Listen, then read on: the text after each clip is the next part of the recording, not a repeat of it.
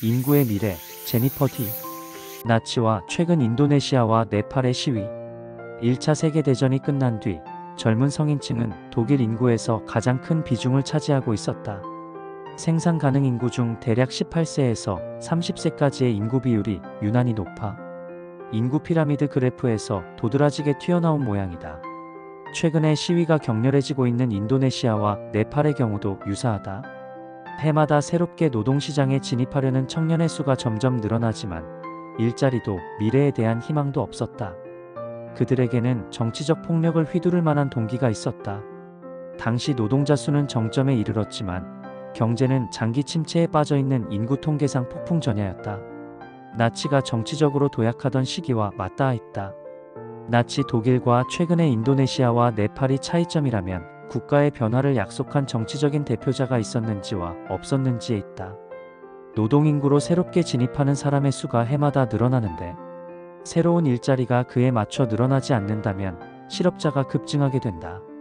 청년층이 일자리를 찾지 못하고 교육도 제대로 받지 못한다면 그들은 과연 무엇을 하며 지낼까? 비교하여 2008년 정치인구 통계 연구에서 일본과 독일, 이탈리아에서 단순히 나이가 정치적 응집력을 발휘하는 정체성으로서 역할을 하지 못한다는 사실을 밝혔다.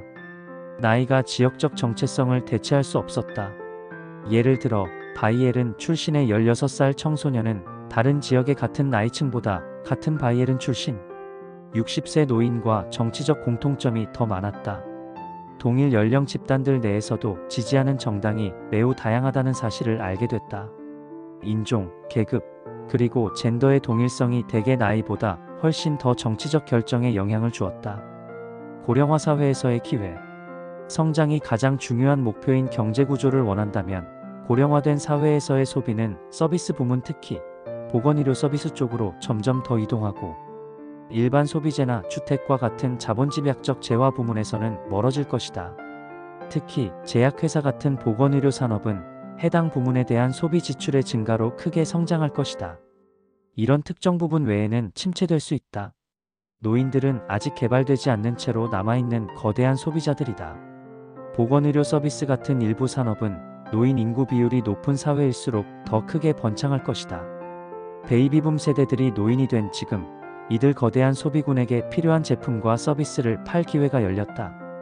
노인 세대가 다른 어느 세대보다 저축을 많이 한 사람들이라는 점을 감안할 때 그 집단을 대상으로 한 제품과 서비스는 성장 가능성이 크다.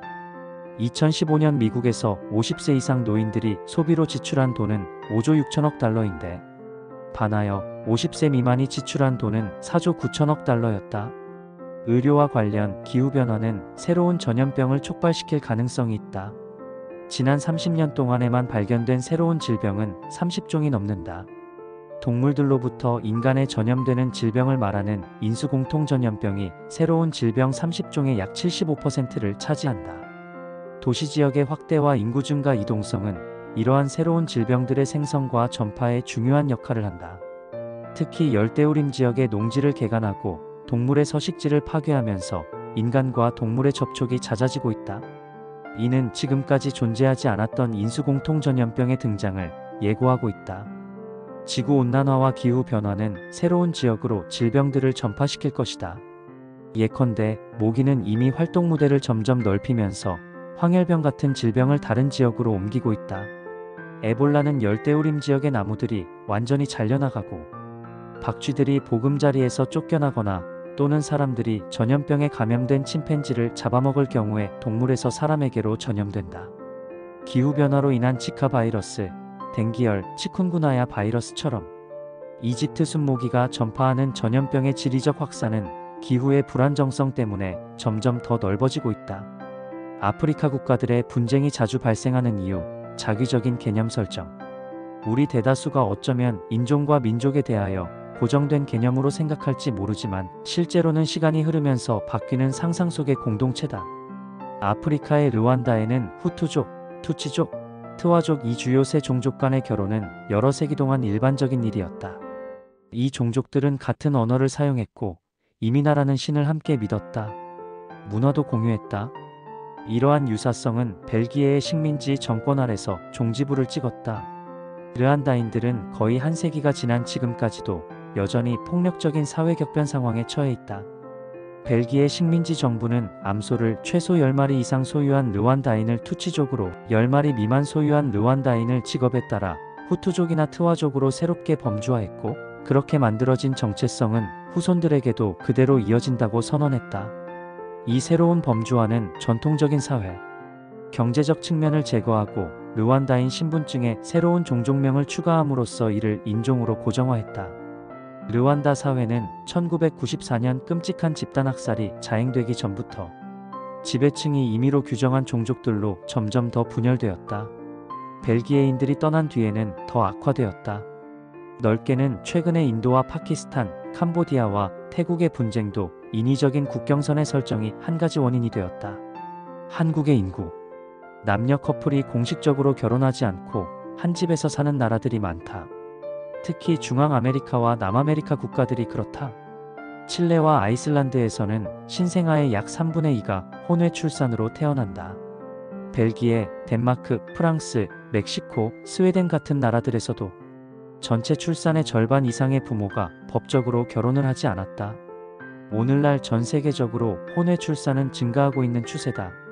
미국에서는 1970년 기준 혼외 출산율이 10%였지만 현재는 40%에 이른다.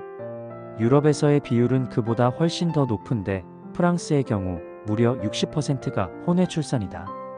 OECD 국가들 중에서 결혼을 안 하고 아이를 낳는 비율은 1970년 7.2%에서 2016년에 40% 가까이로 증가했다.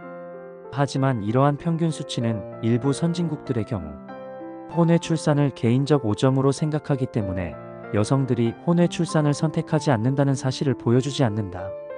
혼인 외출산을 터부시하는 일본과 한국의 경우 혼외 출산율이 2에서 3%에 불과하다. 혼외 출산을 오점으로 생각하는 문화는 이탈리아, 폴란드, 그리스 같은 카톨릭이나 동방정교회가 우세한 국가들에서 출산율이 왜 그렇게 낮은지도 설명해준다. 한국의 연금은 평균 임금의 6%에 불과한데 이는 아시아 국가들 가운데 가장 열악한 연금 체계라고 평가할 수 있다. 정부가 노인들의 생계를 보조하고 있지만 지금까지의 정책은 상황을 바꿀 정도로 충분하지 않다. 2015년 한국의 65세 이상 노인 빈곤율은 45.7%였는데 OECD 국가들 가운데 가장 높은 수치다. 먼저 노령화의 길을 걷는 일본의 노인 빈곤율은 19.6%에 불과하다. 한국의 최고령 노인층의 자살률은 국내 전체 평균보다 3배 이상 높다. 니케이 아시아는 한국의 오늘날 60에서 80세까지의 노인 세대는 경제적으로 부모를 부양한 마지막 세대이고, 달리 말해 그들은 자식의 부양을 받지 못하고 살아야 하는 첫 번째 세대라고 기사를 올렸다. 이민, 영국과 일본. 영국 총리 토니 블레어는 새로 유럽연합에 가입한 동유럽 8개 국가 국민들이 영국에 와서 일할 수 있는 권리를 인정했다. 주요 경제국 가운데 그런 조치를 취한 국가는 영국이 유일했다. 영국에는 이미 8개국 출신 이주민이 약 16만 7천 명이 있었다. 2011년에 그 수는 100만 명 가까이 되었고, 정책 시행 10년이 되는 2014년에는 124만 명으로 증가했다. 다른 변화도 있었다. 1991년부터 2011년까지 20년 동안 영국 인구 가운데 백인이 아닌 인종 비율은 7%에서 14%로 2배 이상 높아졌다. 2015년 한 해에만 유럽연합에 망명 신청을 한 사람의 수는 130만 명에 이르렀다. 이러한 변화에 대한 영국인들의 공포는 2016년 6월 23일 유럽연합을 탈퇴하기로 결정하는 브렉시트 찬반 투표에서 정점에 이르렀는데 83%의 높은 투표율을 기록하며 유럽연합 탈퇴 찬성표가 130만 표가 더 많았다. 탈퇴 찬성표를 찍은 사람들은 브렉시트로 얻은 경제적 이득이 별로 없이 자유무역과 노동력 보충에 지장을 초래할 것이다란 부정적인 영향을 잘 알고 있었다. 투표 결과는 영국인들의 문화와 가치관을 수호하기 위한 투쟁이었다. 이런 정체성 혼란의 공포가 투표에 반영되었다. 경제 중심지인 영국에서 가장 큰 런던 등 도시들의 투표의 84%가 유럽연합 잔유표를 던진 반면 농촌 지역의 87%는 탈퇴에 투표했다. 일본은 더 많은 여성과 노인들을 노동력으로 활용하고 노인 돌봄 노동자들을 로봇과 IT 기술로 대체함으로써 이민의 증가를 피하고 있는 대표적인 나라다. 한국의 경우도 지난 몇 년 사이 이민 정책이 개방적으로 바뀌고 있지만 일본과 같이 비슷한 수준이다. 고령화 사회로 접어든 일본의 이민에 대한 부정적인 정책들은 경제적으로 유리할 것이 없다. 저자는 인종이나 민족이란 개념은 항상 변화하기 마련인 상상 속의 공동체라고 말하였다. 그러나 정서적으로 다른 사람들의 현실에서 그 과정이 어떻게 전개될지는 아직 알 수 없다.